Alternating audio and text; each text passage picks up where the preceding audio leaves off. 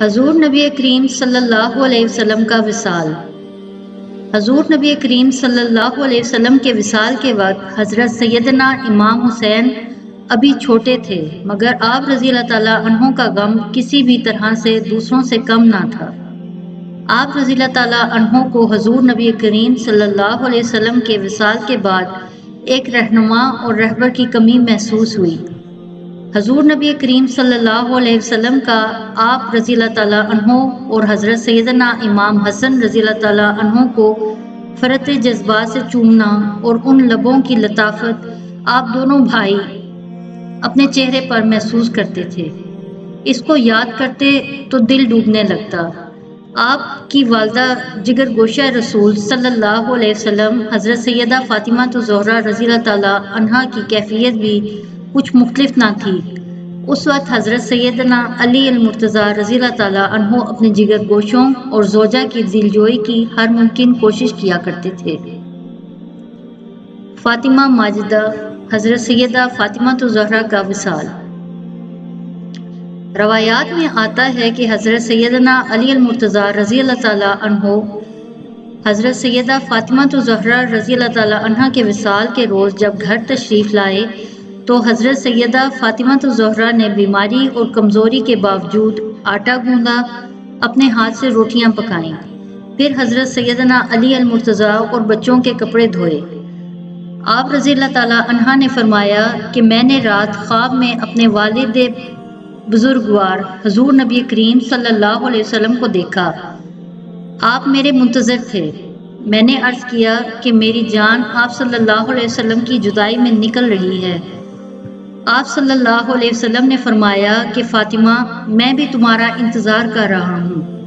بس اس خواب کے بعد میں نے جان لیا میرا اس دنیا میں یہ آخری دن ہے اور میں اب اس دنیا سے پردہ فرمانے والی ہوں۔ میں نے یہ روٹیاں اس لیے پکائی ہیں کہ کل جب آپ رضی اللہ تعالیٰ عنہ میرے غم میں مبتلا ہوں تو میرے بچے بھوکے نہ رہیں، اور کپڑے اس لیے دھو دیے ہیں کہ میرے بعد جانے کون کپڑے دھوئے۔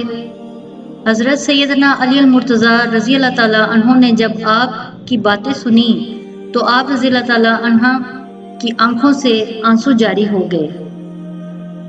حضور نبی کریم صلی اللہ علیہ وسلم کی جدائی اور اب حضور نبی کریم صلی اللہ علیہ وسلم کی لاڈلی صاحبزادی اور خاتون جنت کی جدائی آپ رضی اللہ تعالیٰ عنہ کے لیے ایک کاری زخم سے کم نہ تھی۔ حضرت سیدہ فاطمہ الزہرا نے جب آپ کی کیفیت دیکھی تو فرمایا کہ آپ غم نہ کریں، اور جیسے آپ نے پہلے صبر کیا اب بھی صبر کیجیے، بے شک اللہ صبر کرنے والوں کے ساتھ ہے۔ حضرت سیدہ فاطمہ الزہرا کے وصال سے قبل حضرت اسماء بنت امیس تشریف لائیں تو آپ نے ان سے فرمایا کہ میرے بچوں کو کھانا کھلا دیں۔ حضرت اسماء بنت امیس نے جب انہیں کھانے کے لیے جمع کیا تو انہوں نے کھانا کھانے سے انکار کر دیا اور کہا کہ ہم اپنی والدہ کے بغیر کھانا نہیں کھائیں گے۔ اس دوران حضرت سیدنا علی المرتضیٰ تشریف لائے اور انہوں نے بچوں کو ان کے نانا محبوب خدا حضور نبی کریم صلی اللہ علیہ وسلم کے روضہ مبارک پر بھیج دیا۔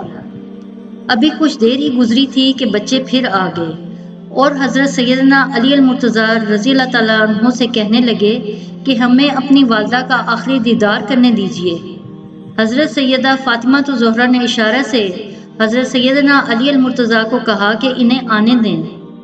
حضرت سیدنا علی المرتضیٰ نے دروازہ کھول دیا اور بچے بھاگ کر ماں کے سینے سے لگ گئے۔ آپ رضی اللہ تعالیٰ عنہ نے انہیں پیار کیا، انہیں دعائیں دیتے ہوئے ایک مرتبہ پھر حضور نبی کریم صلی اللہ علیہ وسلم کے روضہ مبارک پر بھیج دیا۔ بچوں کے جانے کے بعد حضرت سیدہ فاطمہ الزہرا رضی اللہ تعالیٰ عنہ نے ام المومنین حضرت ام سلمہ رضی اللہ تعالیٰ عنہ جو کہ اس وقت آپ رضی اللہ تعالیٰ عنہ کے پاس موجود تھیں ان سے کہا کہ والدہ میرے غسل کے لیے پانی کا انتظام کر لیں تاکہ میں غسل کر سکوں۔ ام المومنین حضرت ام سلمہ نے پانی کا انتظام کیا، آپ نے غسل کیا۔ غسل کرنے کے بعد آپ نے صاف ستھرے کپڑے پہنے قبلہ رو ہو کر لیٹ گئی۔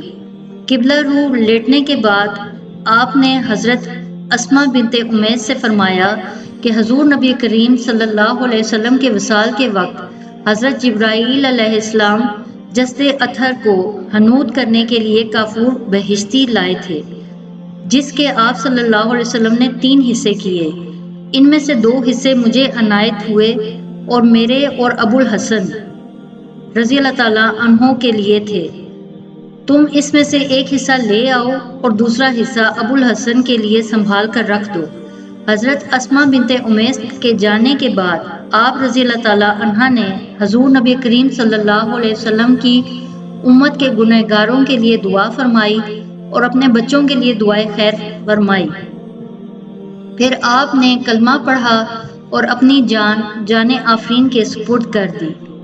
حضرت سیدہ فاطمہ الزہرا کے وصال حضرت سیدنا علی المرتضیٰ رضی اللہ تعالیٰ عنہ اور دونوں شہزادگان کے لیے امتحان تھا۔ جب دونوں ننھے شہزادگان بالخصوص حضرت سیدنا امام حسین رضی اللہ تعالیٰ عنہ والدہ کی یاد میں آنسو بہاتے تو حضرت سیدنا علی المرتضیٰ بھی رونا شروع کر دیتے۔ پھر دونوں شہزادوں کو گلے سے لگاتے اور پیار کرتے ہوئے انہیں صبر کرنے کی نصیحت فرماتے۔